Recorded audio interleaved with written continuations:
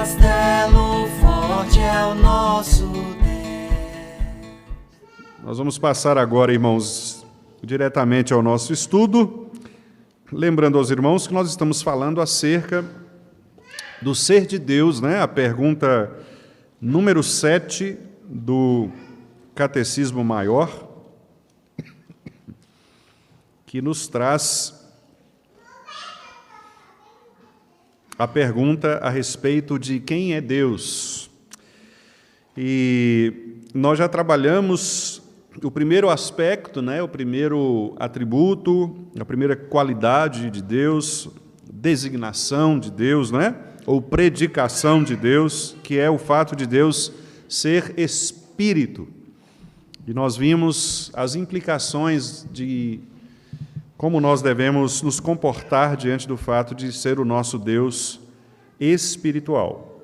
Depois, nós estamos analisando agora o atributo da infinitude de Deus, que é a segunda parte da resposta. Deus é em si e por si infinito em seu ser. Este é o trecho, não é, que nós estamos analisando agora, tratando exatamente da infinitude do nosso Deus. Então, está ali nessa primeira parte, Deus é Espírito, em si e por si, infinito em seu ser. Então, este é o tópico que nós estamos estudando neste momento. No estudo passado, meus irmãos, nós tratamos acerca da infinitude de Deus com relação a nossa incompreensibilidade de Deus, né? Nós destacamos o fato de que o nosso Deus ele é infinito em seu ser, de tal maneira que nós não conseguimos compreendê-lo todo. Nós não conseguimos, porque somos limitados, obviamente, nós jamais conseguiremos compreender Deus completamente, inclusive na eternidade, né? Porque nós nunca seremos deuses, nós nunca seremos como Deus. Quando nós formos para o céu, obviamente, nós teremos um conhecimento mais amplo do que o que nós temos hoje, porque nós estaremos diante da face do nosso Senhor Jesus Cristo. Então, é claro que o nosso conhecimento a respeito de Deus e do ser de Deus será mais ampliado do que o conhecimento que nós temos hoje, porque o nosso conhecimento hoje é um conhecimento, por mais que ele seja claramente revelado nas Escrituras, ele é um conhecimento ainda manchado, marcado pelo pecado. Então, o nosso olhar é um olhar ainda borrado pelo pecado. Então, por mais que nós nos aproximemos das Escrituras e tenhamos, assim, um olhar purificado de má consciência, usando um termo de Paulo, né? De todo modo, nós ainda somos pecadores. Então, o pecado ele ainda retira de nós esta possibilidade de vermos claramente o ser de Deus. Quando nós estivermos no céu, nós não teremos mais pecado. É óbvio que o conhecimento de Deus será mais ampliado, mas ainda assim, meus irmãos, ele não será completo, perfeito, porque senão nós teríamos que ser como o próprio Deus.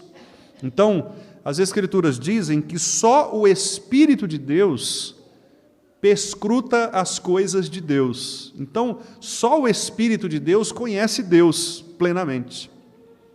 Nenhum outro ser, nem mesmo os anjos, conhecem a Deus plenamente. Então, este é um importante tópico da nossa teologia, né? Porque isso traz para nós também humildade.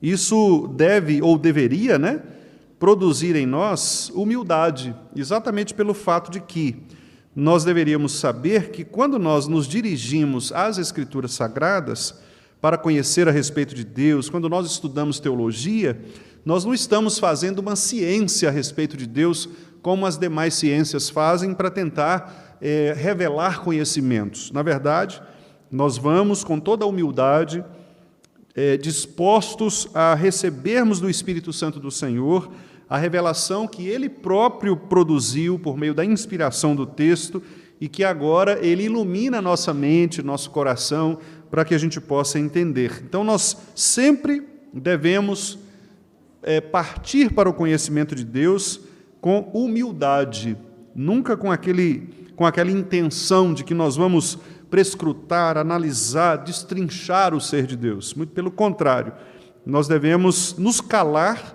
a respeito das coisas que não são reveladas nas Escrituras e devemos, com muito cuidado, tratar daquelas que nos são mostradas. Então, isso deve revelar aos nossos corações a necessidade da humildade. Por isso o apóstolo Paulo, lá em Romanos, capítulo 11, versículo 33, fez aquela maravilhosa declaração, não é? Quando ele diz: ó profundidade da riqueza, tanto da sabedoria como do conhecimento de Deus, quão insondáveis são os seus juízos, quão inescrutáveis os seus caminhos, não é?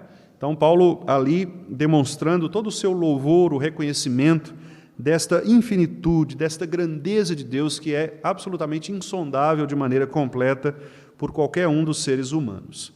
Hoje, meus irmãos, nós vamos tratar então desta infinitude agora com relação ao próprio ser de Deus. Ao próprio ser de Deus. Na confissão de fé, tem 2 parágrafos muito ricos a respeito de Deus e da Santíssima Trindade. Eu vou fazer a leitura aqui e nós não vamos nos deter nos detalhes agora, porque com a graça do nosso Senhor, como nós estamos estudando na Escola Dominical a Confissão de Fé, nós chegaremos também a este capítulo, né? O capítulo 11. Então, nós vamos deixar os detalhes de maior profundidade para tratarmos lá quando estivermos lendo este documento. Mas veja, meus irmãos, como que a nossa teologia reformada, ela apresenta o ser de Deus conforme revelado nas Escrituras. Depois, se os irmãos tiverem curiosidade, os irmãos podem analisar, porque cada um destes adjetivos que eu vou falar aqui, cada uma dessas perfeições, vem marcado por um texto das Escrituras. Então, olha só como que é interessante, profundo e revelador aquilo que a nossa confissão fala a respeito de Deus. Diz assim: há um só Deus, vivo e verdadeiro, o qual é infinito em seu ser e suas perfeições. Ele é um espírito puríssimo, invisível, sem corpo, membros ou paixões. É imutável, imenso, eterno, incompreensível, onipotente, onisciente, santíssimo, completamente livre e absoluto, fazendo tudo para a sua própria glória e segundo o conselho da sua própria vontade, que é reta e imutável. É cheio de amor, é gracioso, misericordioso, longânimo, muito bondoso e verdadeiro galardoador dos que o buscam. E, contudo, justíssimo e terrível em seus juízos, pois odeia todo pecado, de modo algum terá por inocente o culpado. Deus tem em si mesmo e de si mesmo toda a vida, glória, bondade e bem-aventurança. Ele é o todo suficiente em si e para si, pois não precisa das criaturas que trouxe à existência. Não deriva delas glória alguma, mas somente manifesta a sua glória nelas, por elas, para elas e sobre elas. Ele é a única origem de todo ser. Dele, por ele e para ele são todas as coisas. E sobre elas tem ele soberano domínio, para fazer com elas, para elas e sobre elas, tudo quanto quiser. Todas as coisas estão patentes e manifestas diante dele. O seu saber é infinito, infalível e independente da criatura, de sorte que para ele nada é incerto ou contingente. Ele é santíssimo em todos os seus conselhos, em todas as suas obras e em todos os seus preceitos. Da parte dos anjos, dos homens e de qualquer outra criatura, lhe são devidos todo o culto, todo o serviço e toda obediência, que ele ouve por bem requerer deles. Muito bonito, né? Então, estas qualidades, estas perfeições de Deus, são pelo menos aquelas que nós deveríamos conhecer a partir das Escrituras. Então, cada um destes adjetivos que os irmãos ouviram, a minha leitura, traz um conceito a respeito de quem Deus é. E aí, o estudo de hoje, ele foca, meus irmãos, na infinitude de Deus com respeito ao seu ser. Então, o que é isso? Quando o Catecismo Maior e também a Confissão trazem esta expressão infinito em seu ser, aqui nós temos alguns atributos que estão relacionados a esta ideia da infinitude de Deus quanto ao ser de Deus. Há uma palavra que é não muito utilizada por nós, no nosso vocabulário comum, mas é uma palavra muito utilizada dentro da teologia, que é a palavra aceidade, com 2 S's, aceidade. Esta palavra aceidade representa o caráter de Deus de ser Ele absoluto em todas as coisas. Ou seja, significa que Deus ele não tem causa, ou Ele não precisa de nada para existir. Ele não precisa de algo para dar início a Ele. Deus, portanto, não é criado por alguém, por alguma coisa, nem mesmo por Ele. Significa dizer que a infinitude de Deus, portanto, ela compreende o princípio e o fim, o primeiro e o último, o alfa e o ômega, de modo que todas as criaturas que existem nele, a partir dele e para ele. Então, aqui na Confissão, a gente tem algumas expressões que fazem referência exatamente a este aspecto. Por exemplo, quando diz aqui que Deus é completamente livre e absoluto. Então, aqui nós temos o aspecto da liberdade de Deus de fazer exatamente aquilo que Ele deseja fazer, porque Ele não está preso a qualquer tipo de conselho. Paulo diz isso, inclusive, não há quem seja conselheiro de Deus. A quem Ele pediu conselho? A ninguém. Ele é o seu próprio conselho, Ele é o seu próprio conselheiro. A livre vontade de Deus é quem origina todas as coisas. Então, quando o universo foi criado a partir desta liberdade de Deus. Deus poderia não ter criado o universo, mas Ele fez isto a partir da sua liberdade. Então, Deus é livre para fazer aquilo que Ele próprio determina em relação ao que Ele quer. E Ele também é absoluto, no sentido, a palavra absoluto, meus irmãos, ela tem uma ligação muito forte com o conceito da filosofia, mas de uma maneira simples, de uma maneira resumida, é como se nós disséssemos que Deus é totalmente completo dentro dele mesmo.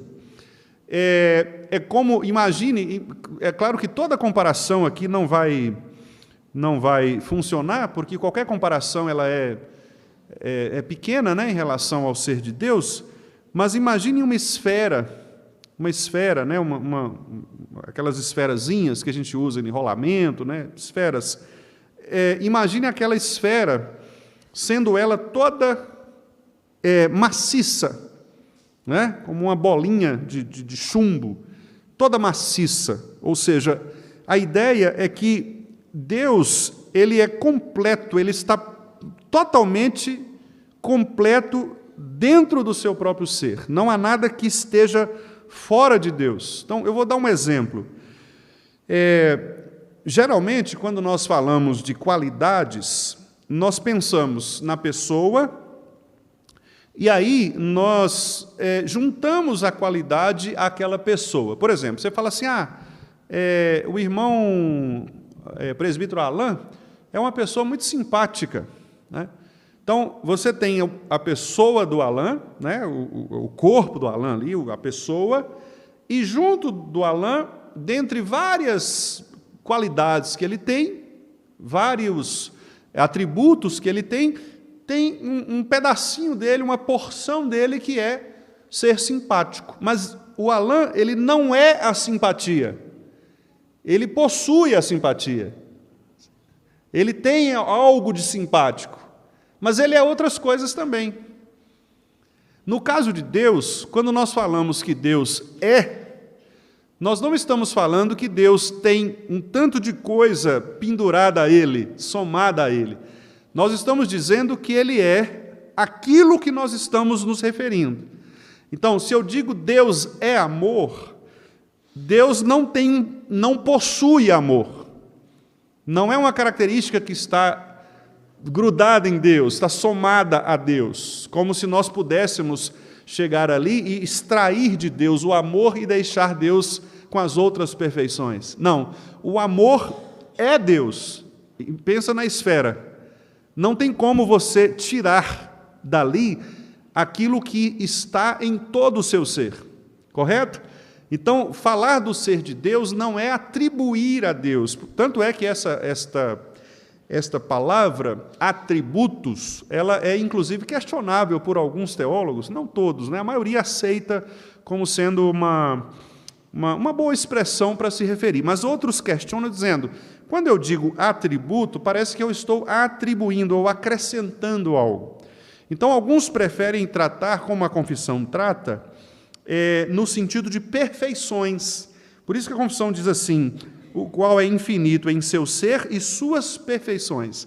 Porque aí a ideia é que cada perfeição de Deus, ela contempla esta infinitude de Deus.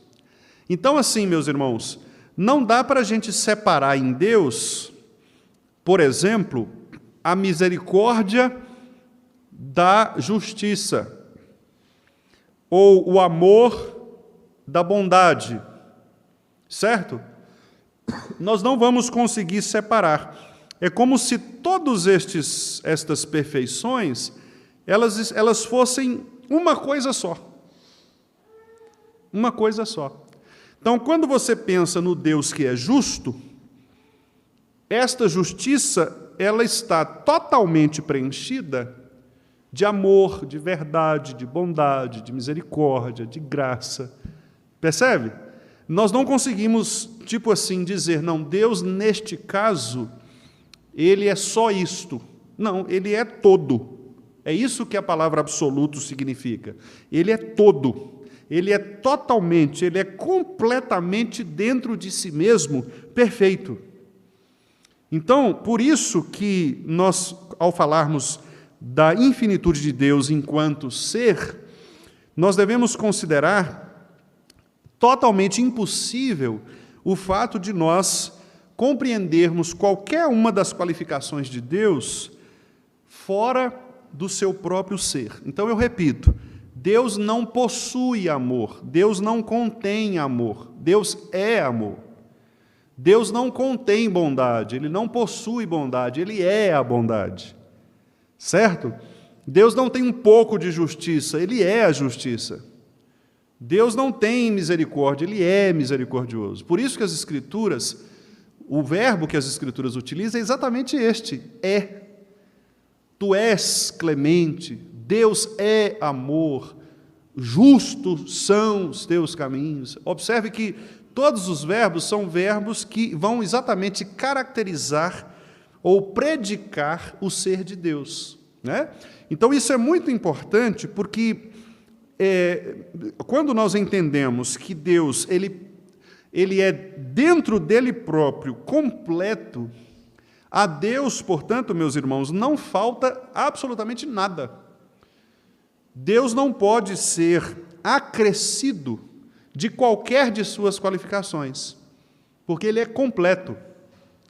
Por exemplo, quando o Senhor Jesus nos ensina a orar, santificado seja o teu nome, Jesus não está pedindo ali que o nome de Deus, o Pai, se torne mais santo, porque senão Jesus estaria dizendo que o nome de Deus, ele ainda não é completamente santo, ele precisa ser santificado em algum aspecto.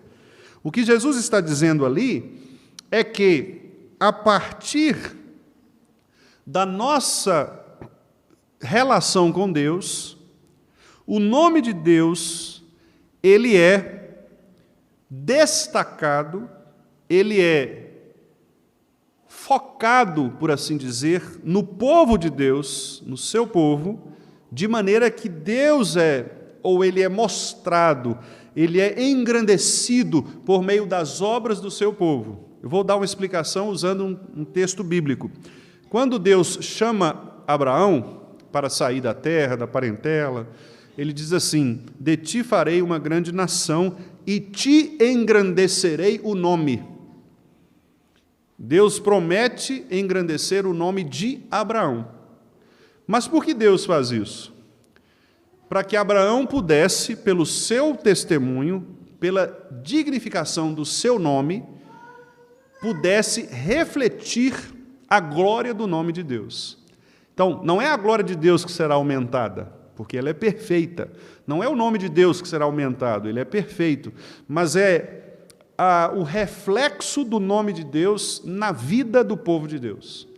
O pastor John Piper, ao explicar a oração do Senhor, ele faz uma consideração interessante. Ele diz assim: olha, quando nós pedimos santificado seja o teu nome, na verdade nós queremos que Deus nos santifique, para que a partir do momento que eu me torne cada vez mais santo, o nome de Deus é louvado por meu intermédio.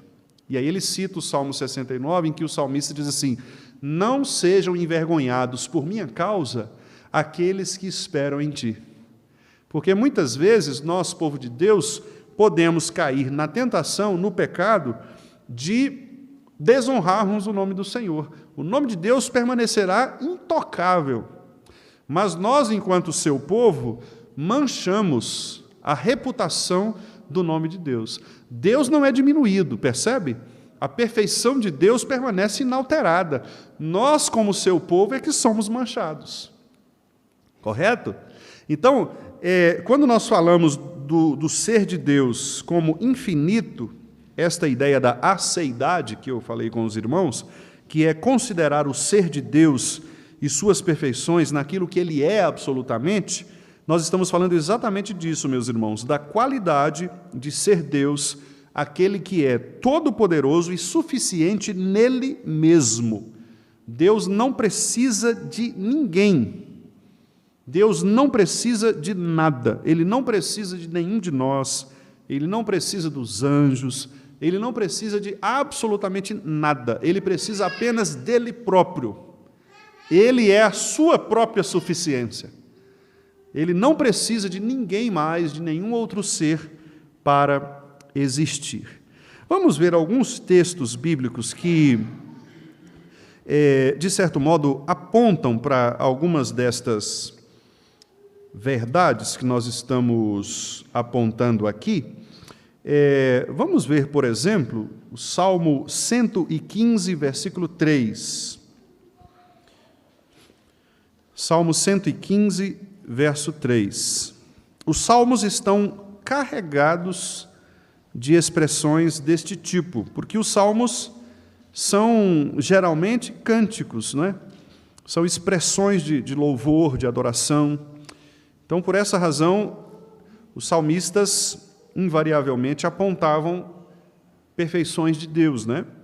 Então, é muito fácil nós encontrarmos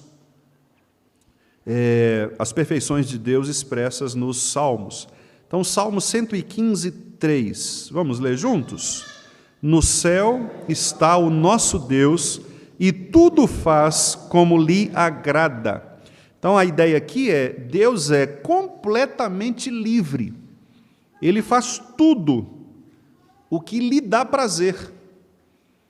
Deus não está preso a nenhuma contingência, a nenhum acaso, não há nenhum ser que possa bloquear a ação de Deus, não há ninguém que possa impedir a ação do Senhor.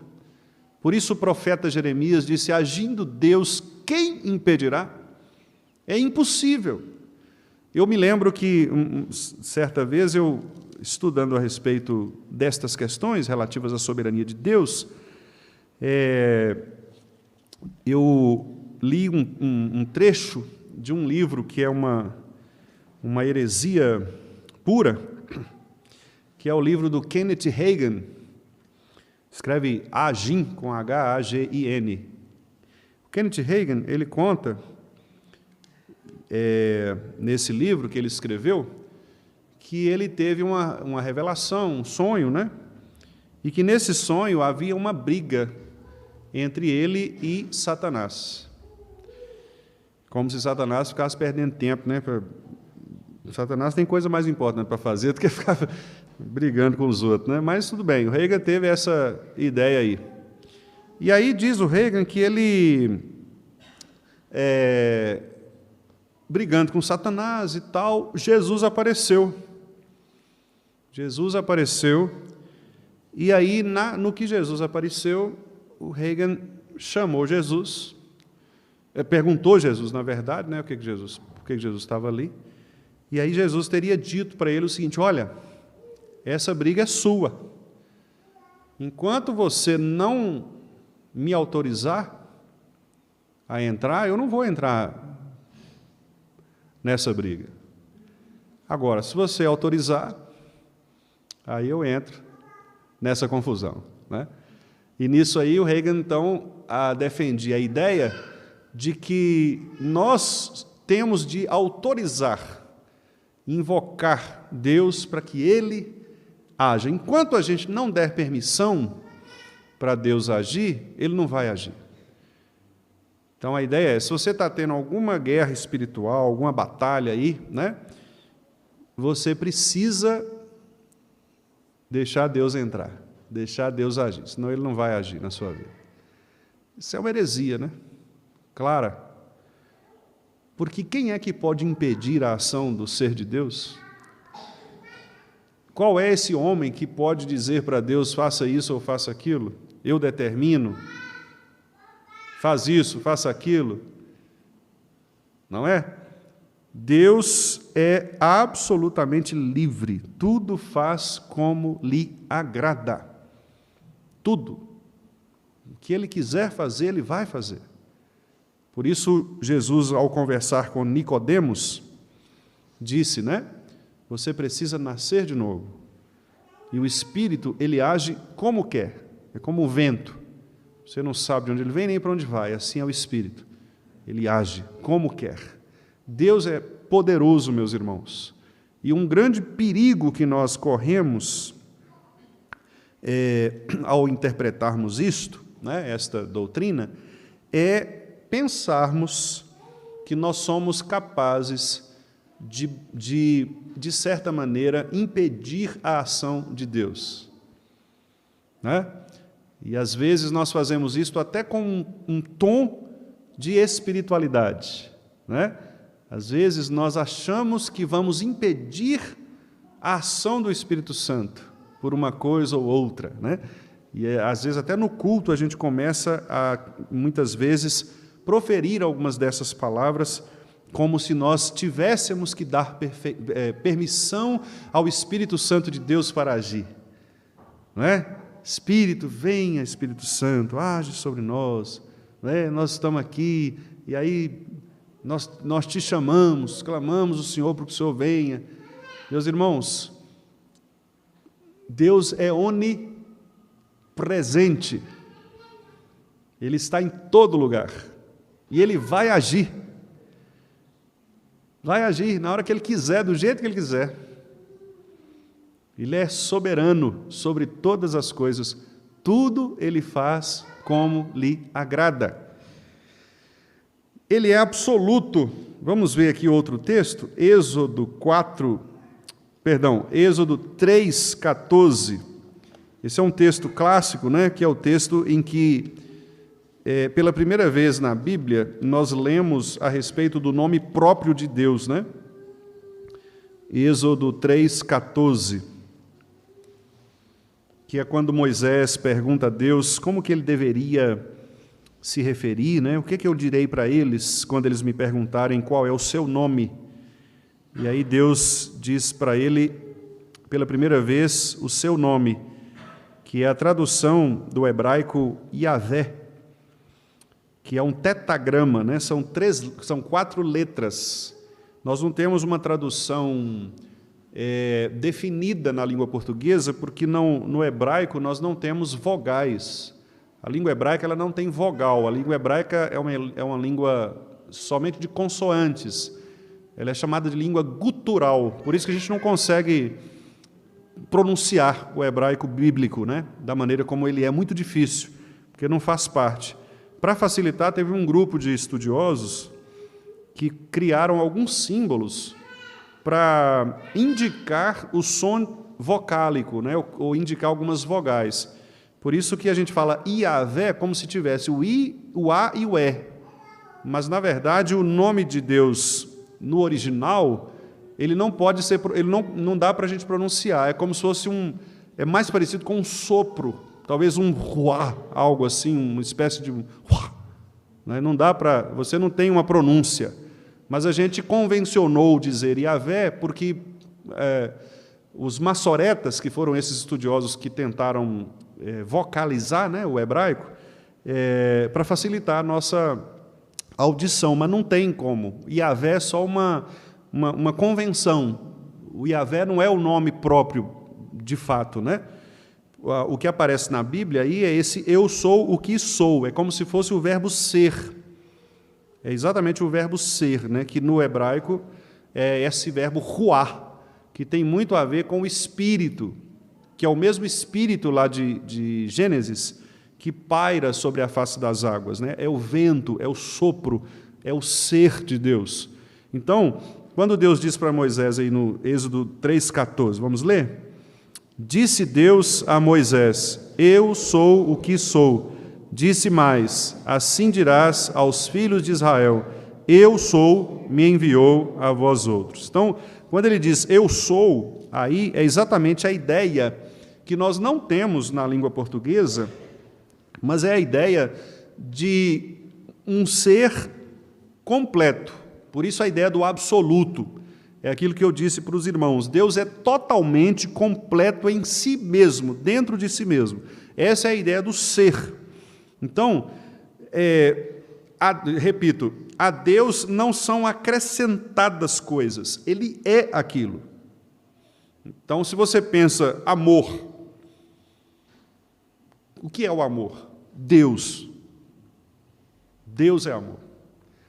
Então, os irmãos percebem que qualquer outra definição que nós quisermos dar a estes conceitos, do ponto de vista cristão, estes conceitos devem partir de Deus.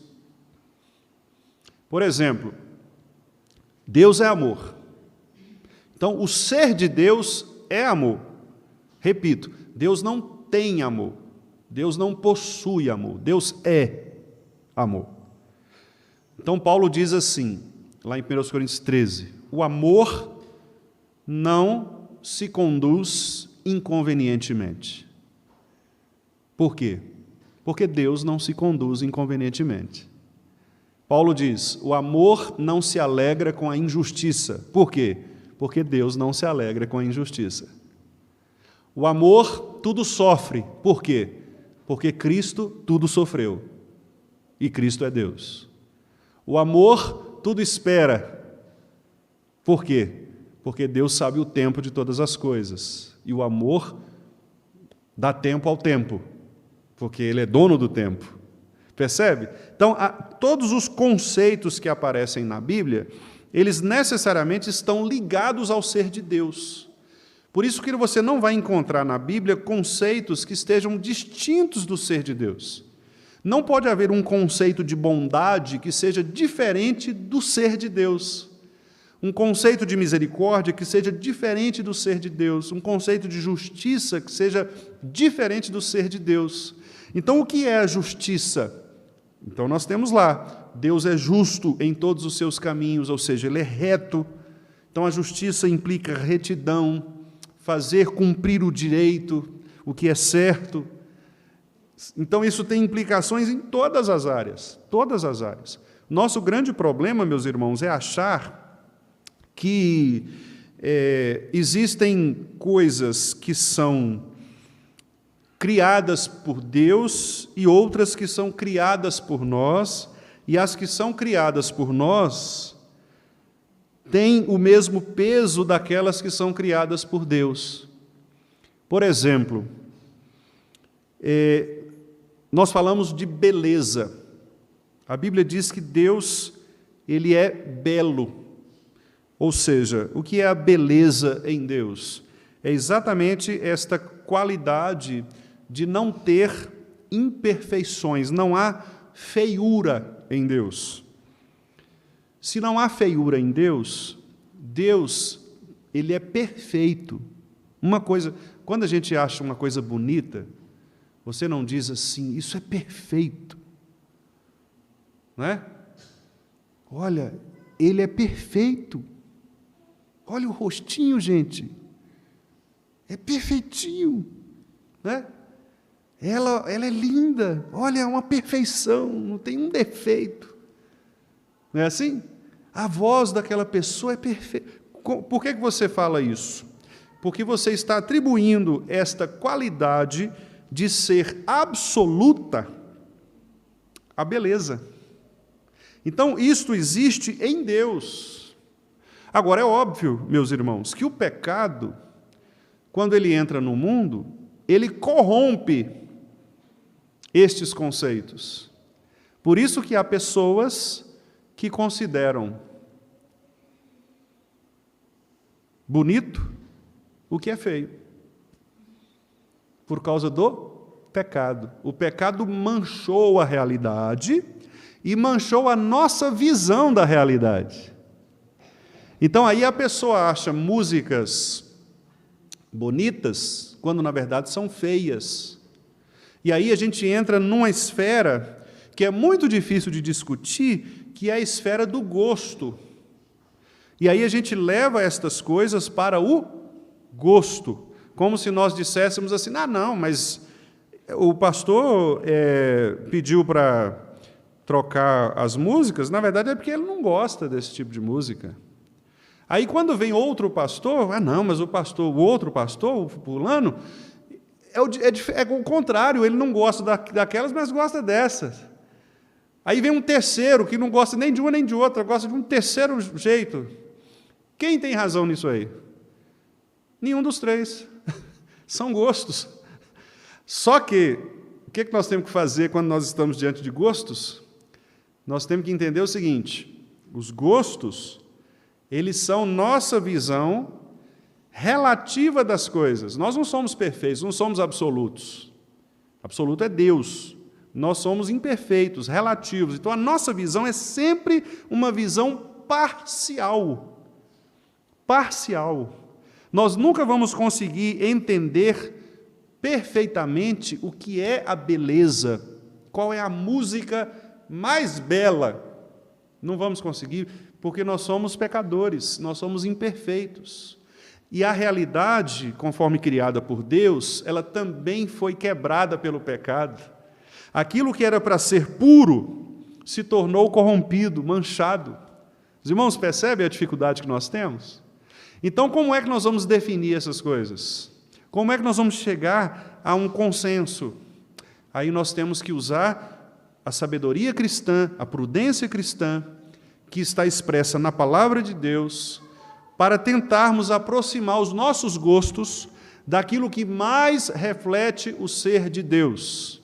Então a pergunta é simples: o Deus que nós cultuamos, como Ele é? Ele é assim. Pois bem, qual música agrada mais a um Deus que é assim? Então nós vamos pensar numa música que tem a ver com o ser de Deus, com as perfeições de Deus. Será que esse Deus, ele se agrada de um ritmo musical, de um tipo musical dessa forma ou não? Será que esse Deus, que é deste jeito que nós estamos vendo aqui, que é Espírito, que é Santíssimo, que é Justíssimo, que é amor, graça, misericórdia, bondade, o que esse Deus quer ouvir dos meus lábios? Quais palavras eu vou cantar para esse Deus? Percebe? Fica fácil da gente resolver isso. Sabe como? Qual é o lugar em que nós temos os hinos mais perfeitos? do mundo? Salmos. Os salmos são os hinos mais perfeitos, porque eles são inspirados pelo Espírito do Senhor. Quer cantar uma música que agrada a Deus? Cante os salmos. Simples, né? Porque os salmos são a expressão mais perfeita a respeito do ser de Deus. Agora, devemos cantar só os salmos? Acho que não. Acho que não. Por quê? Porque Deus dá aos homens aqui, seres humanos, né? Mulheres e homens, Deus nos dá inteligência, conhecimento a respeito dele, fé, prudência cristã, para que a gente também possa produzir cultura musical. Letras que tratem do ser de Deus, que falem a respeito de Deus de uma maneira honrosa, reverente. Então, Deus nos dá também. Então, nós podemos cantar, por exemplo, os hinos como nós cantamos, nós podemos cantar os cânticos como nós cantamos, e devemos também cantar os salmos. Olha que coisa bonita! Fica aí a dica para o nosso grupo de música, né?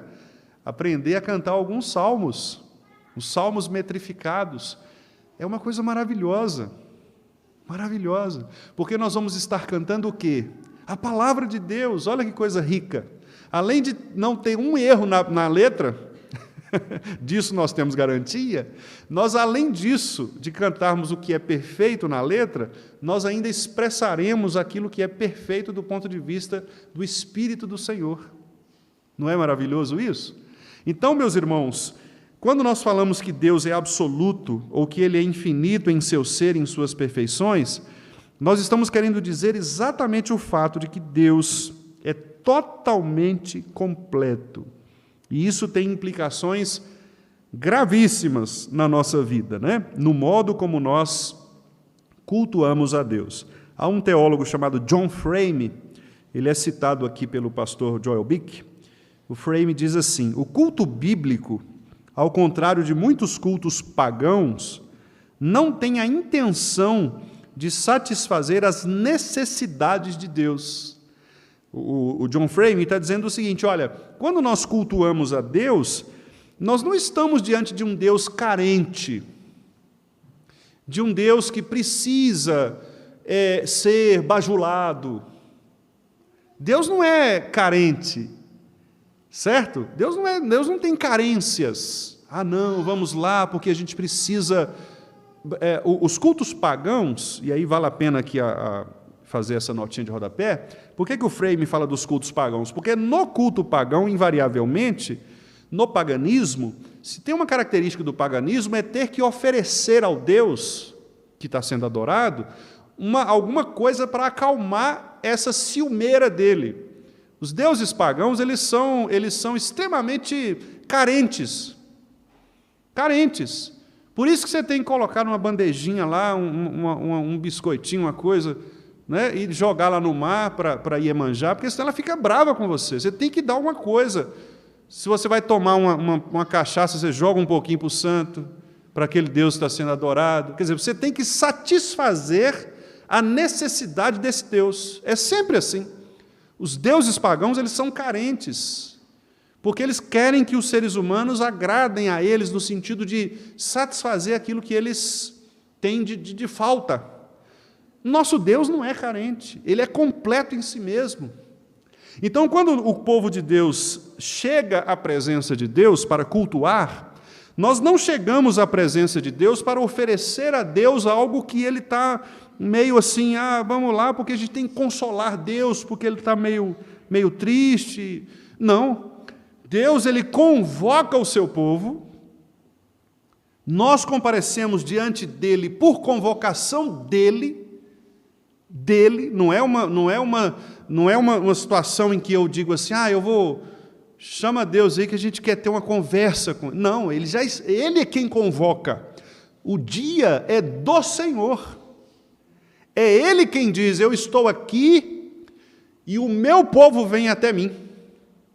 Nós nos chegamos, portanto, diante desse Deus que já está presente, com todo o seu poder, com toda a sua glória, E nós então, diante desse Deus agora, nós reconhecendo esta grandiosidade, essa majestade, nós nos prostramos diante dele em adoração. E nós dizemos: ó Senhor, Tu és Deus sobre toda a terra. É isto que é o culto a Deus. É quando nós estamos diante dele por convocação dele para ouvirmos o que ele tem para nos dizer. Então os irmãos percebem como que estas coisas são pervertidas por causa do pecado, meus irmãos. A maioria dos cultos que nós temos por aí, ou das relações individuais que as pessoas têm com Deus, é um Deus totalmente antibíblico, é um Deus fraco, é um Deus passional, é um Deus que está meio assim, a gente precisa, de algum modo, satisfazê-lo, porque ele está irado, ele está bravo, ele está sensível, não é? Ou então é aquele Deus que o James Packer, né, chegou a escrever, dizendo como se ele fosse um grande playboy, né, em que as pessoas vão até ele só para tentar extrair dele os benefícios que ele tem para dar, né, como se fosse um ricaço que estivesse distribuindo benesses. Então, esses deuses que são, infelizmente, fabricados pela mente humana, são deuses falsos, deuses fracos. São deuses que precisam ser aplacados em sua ira. Esse não é o nosso Deus. O nosso Deus, ele é absoluto. Por isso a confissão diz: fazendo tudo para a sua própria glória e segundo o conselho da sua própria vontade. Portanto, ao falarmos da infinitude de Deus, nós estamos falando desta suficiência de Deus. Deus é absolutamente suficiente para todas as coisas. Ele é a fonte de todo bem, toda boa dádiva, diz Tiago, e todo dom perfeito vem do Pai das luzes, vem de Deus.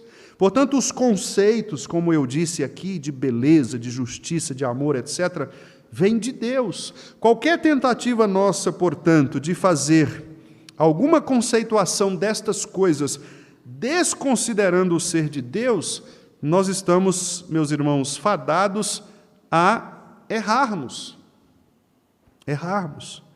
Deus é o Todo-Poderoso. Ele é absolutamente autossuficiente. Vamos ler aqui alguns outros textos para a gente caminhar para a finalização. Vamos ver, por exemplo, Jó, capítulo 22, Jó 22, 3 e 4, não, perdão, irmãos, 2 e 3. Jó 22, 2 e 3. Vamos ler juntos? Porventura, será o homem de algum proveito a Deus? Antes, o sábio é só útil a si mesmo. Ou tem o Todo-Poderoso interesse em que sejas justo, ou algum lucro em que faças perfeitos os teus caminhos? Meus irmãos, olha que pergunta impopular, né? Que ele faz aqui, né? Ele diz assim, ó: porventura, o homem tem algum proveito para Deus? Para que serve o homem? Quem é o homem? É uma pergunta complicada, né? Muito impopular, porque hoje em dia é o contrário, né? O homem é o centro de todas as coisas. A nossa cultura evangélica, ela é humanista. Os cultos são feitos para agradar pessoas, na maioria das vezes. Não são todos, obviamente. Mas na cultura evangélica popular, isto é muito forte. O homem é o centro. As pessoas são o centro. O culto é feito em torno delas. Elas precisam ser adoradas. Nós devemos nos preocupar com as pessoas? É claro, meus irmãos, que temos. Jesus disse que nós temos de amar o próximo. E amar o próximo significa também nos preocupar com as pessoas. Mas o que eu estou dizendo aqui é com relação ao culto que nós prestamos a Deus. Ele deve ser o centro, primeiramente. Deus quer que no culto as pessoas sejam edificadas? Claro que quer. Deus quer no culto que nós demonstremos amor uns pelos outros, comunhão uns com os outros? Claro que quer. Mas, antes destas coisas, Ele exige que nós o reconheçamos como Deus. E o culto seja feito para Ele. E nele, estas outras coisas acontecem. Acontecem. O problema é quando nós invertemos isto e nós desconsideramos o ser de Deus, aquilo que Ele requer de nós, para pensarmos apenas em nós mesmos e nos agradarmos. E por isso, então, a pergunta aqui ela é absolutamente provocativa. Será o homem de algum proveito a Deus? E aí ele responde, o sábio é útil só a ele mesmo. Na verdade, o homem é importante só para ele, porque para Deus não é? Não há importância nesse sentido aí. Vamos ver um outro texto aqui, também em Jó, agora no capítulo 35, Jó 35, 6 e 7.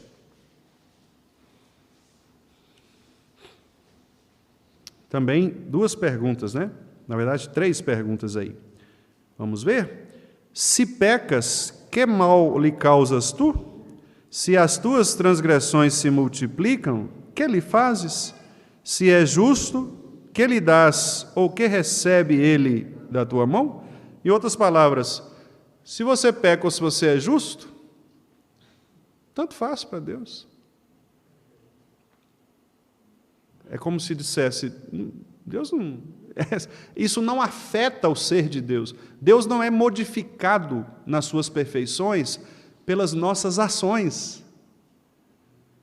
É isso que o texto quer dizer. Deus não modifica suas perfeições de acordo com o nosso comportamento. Certo? Inclusive, algumas expressões, né, que elas... o irmão Ronaldo até perguntou um dia desses, né, eu trouxe aqui uma explicação, né, falando a respeito do antropomorfismo, né, que é você atribuir formas humanas a Deus para ficar mais claro. Mas, por exemplo, quando o texto diz assim, não entristeçais o Espírito de Cristo ou de Deus, é óbvio que Deus não se entristece, irmãos. Deus não tem paixões como nós temos. Deus não muda o seu humor. Por exemplo, quando Deus se ira por causa do pecado do povo, Ele não se descontrola. Certo? A ira de Deus não é a nossa ira. Não é a nossa raiva, vou usar uma expressão, né, mais nossa mesmo, popular.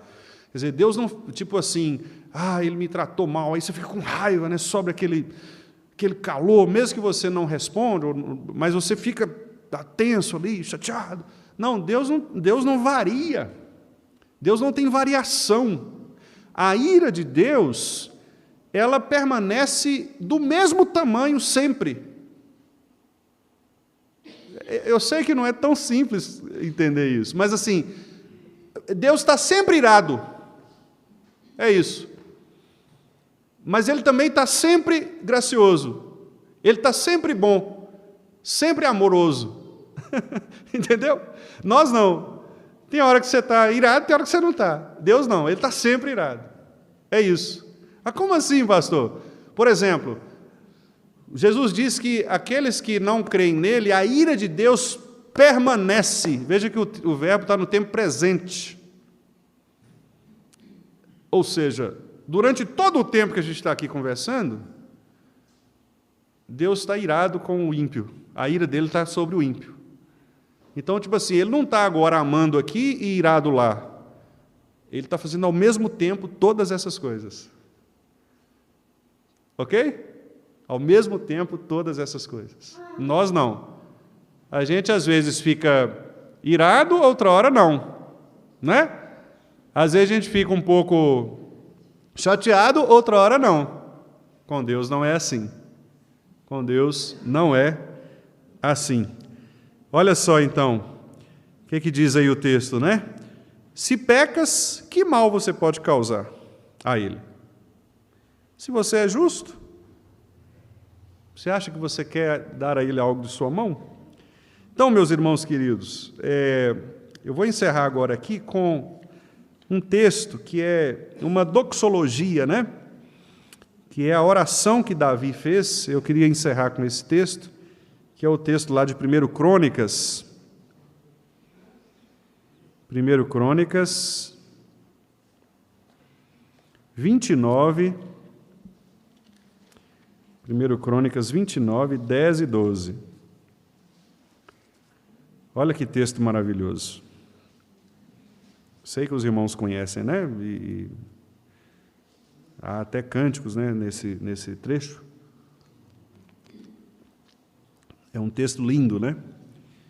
Que é quando Davi, ele se alegra com o povo. Vamos ver aí, 1 Crônicas 29, de 10 a 12. Vamos lá.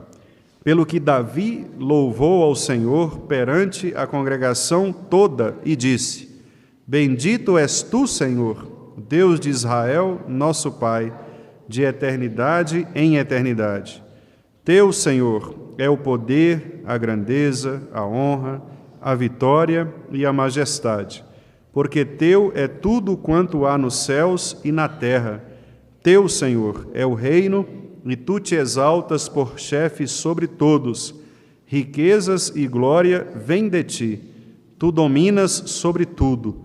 Na tua mão há força e poder. Contigo está o engrandecer e a tudo dar força. Interessante, né? Então, Davi aqui, nesse breve trecho, ele exalta, né, estas diversas perfeições, e o destaque aqui que eu gostaria de fazer é exatamente quando ele diz, né, que Deus é bendito, ele diz de eternidade em eternidade. Então, isso reflete a infinitude de Deus, né? Deus é princípio e fim, alfa e ômega, e ele detém todas estas qualidades. Um teólogo chamado Matthew Henry, ele disse o seguinte a respeito desta oração, e eu vou finalizar com este comentário dele. Ele diz assim: Ele é a fonte e centro de tudo que é brilhante e abençoado. Sua é a grandeza. Sua grandeza é imensa e incompreensível. E todos os outros são pequenos, não são nada em comparação com ele. Dele é o poder. E ele é todo-poderoso e irresistível. O poder pertence a Deus, e todo o poder de todas as criaturas é derivado dele e depende dele. Amém, não é, meus irmãos? Louvado seja o nosso Senhor. Que a gente aprenda, queridos irmãos, a dar glórias, né, ao nosso Deus e Pai por esta imensidão de seu ser. Que a gente entenda este tamanho de Deus, né? E todas as vezes que nós estivermos na presença dele, especialmente no culto público, né? Porque nós estamos na presença dele em todos os momentos, obviamente, mas no culto público ele se faz presente de modo diferente, porque ele está presente com o seu povo reunido, né? Naquele dia em que ele mesmo convocou o seu povo para esta adoração. Que a gente aprenda, meus irmãos, em todas as coisas que nós fizermos, né, fazermos diante dele, sabendo que ele está conosco aqui, porque isso muda, né? Isso faz toda a diferença. É como uma criança que, quando quer aprontar alguma coisa dentro de casa, ele sabe, né, quando o pai está perto, a mãe está perto, e ele age diferente, né?